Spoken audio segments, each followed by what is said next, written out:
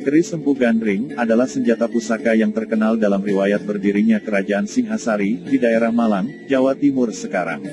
Keris ini terkenal karena kutukannya yang memakan korban dari kalangan elit Singhasari, termasuk pendiri dan pemakainya, Ken Arok.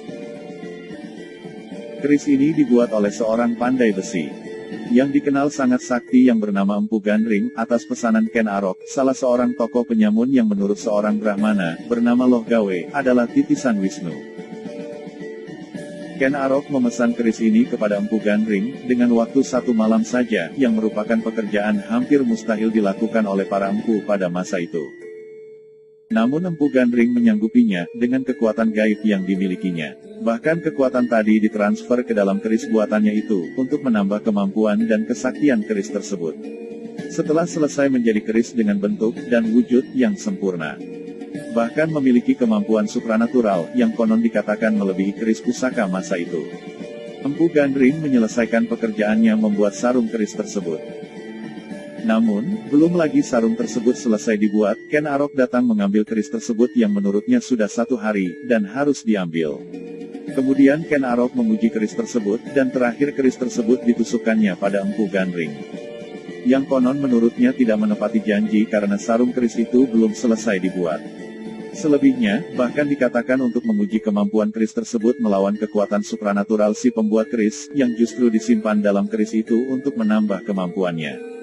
Dalam keadaan sekarat, Empu Gandring mengeluarkan kutukan, bahwa keris tersebut akan meminta korban nyawa 7 turunan dari Ken Arok.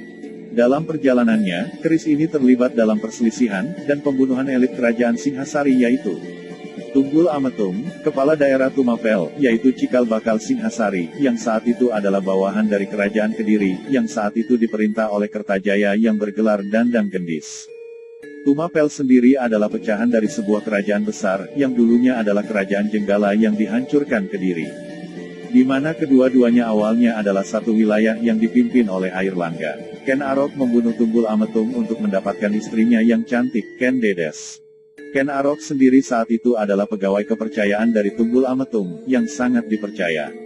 Latar belakang pembunuhan ini adalah, karena Ken Arok mendengar dari Brahmana Loh Gawe bahwa barang siapa yang memperistri Ken Dedes akan menjadi raja dunia. Sebelum Ken Arok membunuh Tunggul Ametung, keris ini dipinjamkan kepada rekan kerjanya, yang bernama Kebo Ijo yang tertarik dengan keris itu, dan selalu dibawa-bawanya kemana-mana, untuk menarik perhatian umum. Bagi Ken Arok sendiri, peminjaman keris itu adalah sebagai siasat, agar nanti yang dituduh oleh publik Tumapel adalah Kebo Ijo, dalam kasus pembunuhan yang dirancang sendiri oleh Ken Arok. Siasatnya berhasil, dan hampir seluruh publik Tumapel termasuk beberapa pejabat percaya, bahwa Kebo Ijo adalah tersangka pembunuhan Tunggul Ametung. Ken Arok yang saat itu adalah orang kepercayaan Tunggul Ametung langsung membunuh Kebo Ijo yang konon, dengan keris pusaka itu. Setelah membunuh Tunggul Ametung, Ken Arok mengambil jabatannya, memperistri Ken Dedes yang saat itu sedang mengandung, dan memperluas pengaruh Tumapel, sehingga akhirnya mampu menghancurkan kerajaan Kediri. Ken Arok sendiri akhirnya mendirikan kerajaan Singhasari. Rupanya kasus pembunuhan ini tercium oleh Anusapati, anak Ken Dedes dengan Tunggul Ametung. Anusapati, yang diangkat anak oleh Ken Arok mengetahui semua kejadian itu dari ibunya, Ken Dedes, dan bertekad untuk menuntut balas. Anusapati akhirnya merancang pembalasan pembunuhan itu dengan menyuruh seorang pendekar sakti kepercayaannya, Ki Pengalasan. Pada saat menyendiri di kamar pusaka kerajaan, Ken Arok mengamati pusaka kerajaan yang dimilikinya. Salah satu pusaka yang dimilikinya adalah keris tanpa sarung buatan Empu Gandring. Melihat ceceran darah pada keris tersebut, ia merasa ketakutan, terlebih-lebih terdengar suara gaib dari dalam keris tersebut yang meminta tumbal. Ia ingat kutukan Empu Gandring yang dibunuhnya, dan serta-merta membantingnya ke tanah sampai hancur berkeping-keping. Ia bermaksud memusnahkannya, namun ternyata keris tersebut melayang, dan menghilang. Sementara Anusapati, dan Ki Pengalasan merancang pembunuhan tersebut, tiba-tiba keris tersebut berada di tangan Anusapati. Anusapati menyerahkan keris kepada Ki Pengalasan yang menurut bahasa sekarang, bertugas sebagai eksekutor terhadap Ken Arok. Tugas itu dilaksanakannya, dan untuk menghilangkan jejak, Anusapati membunuh Ki Pengalasan dengan keris itu.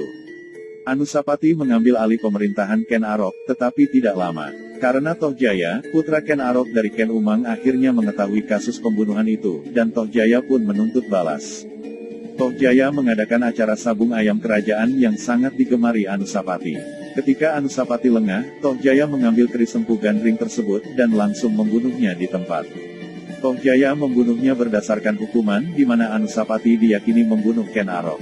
Setelah membunuh Anusapati, Tohjaya mengangkat dirinya sebagai raja menggantikan Anusapati. Tohjaya sendiri tidak lama memerintah. Muncul berbagai ketidakpuasan baik di kalangan rakyat, dan bahkan kalangan elit istana yang merupakan keluarganya, dan saudaranya sendiri. Di antaranya Mahisa Campaka, dan Dyah Lembutal. Ketidakpuasan dan intrik istana ini akhirnya berkobar, menjadi peperangan yang menyebabkan tewasnya Tohjaya. Setelah keadaan berhasil dikuasai, tahta kerajaan akhirnya dilanjutkan oleh Ranggawuni, yang memerintah cukup lama, dan dikatakan adalah masa damai kerajaan Singasari. Sejak terbunuhnya Tohjaya, keris Empu Gandring hilang tidak diketahui rimbanya. Keris Empu Gandring ini menurut beberapa sumber spiritual sebenarnya tidak hilang. Dalam arti hilang musnah, dan benar-benar tidak ketahuan keberadaannya. Pada bagian ini tak hendak membahas masalah itu. Pada bagian ini hendak mengajak para sahabat semua untuk sejenak menganalisis keampuhan, atau tuah dari keris itu maupun pembuatnya Empu Gandring. Di akhir hayatnya di ujung keris buatannya sendiri, Empu Gandring mengutuk Ken Arok, bahwa keris itu akan menelan korban 7 turunan dari Ken Arok. Dalam sejarah ataupun legenda yang kita ketahui, ternyata ada 7 orang yang terbunuh oleh keris Empu Gandring. Yang pertama yaitu, Empu Gandring, sang pembuat keris. Kedua, Kebo Ijo, rekan Ken Arok. Ketiga, Tunggul Ametung, penguasa Tumapel saat itu. Keempat, Ken Arok, pendiri kerajaan Singasari. Kelima, Ki Pengalasan, pengawal Anusapati yang membunuh Ken Arok. Keenam, Anusapati, anak Ken Dedes yang memerintah Ki Pengalasan membunuh Ken Arok.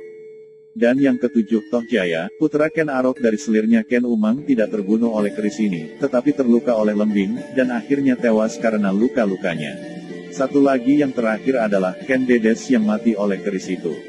Dan kemudian keris itu diambil oleh Raja Jawa, yang memiliki kesaktian luar biasa, untuk memusnahkan keris itu dibuang ke kawah Gunung Kelut di Jawa Timur. Begitulah sejarah tentang perjalanan keris Empu Gandring pada masa kejayaan Singhasari. Dan sampai saat ini belum diketahui kembali keberadaan keris itu, setelah dibuang ke kawah Gunung Kelut Jawa Timur.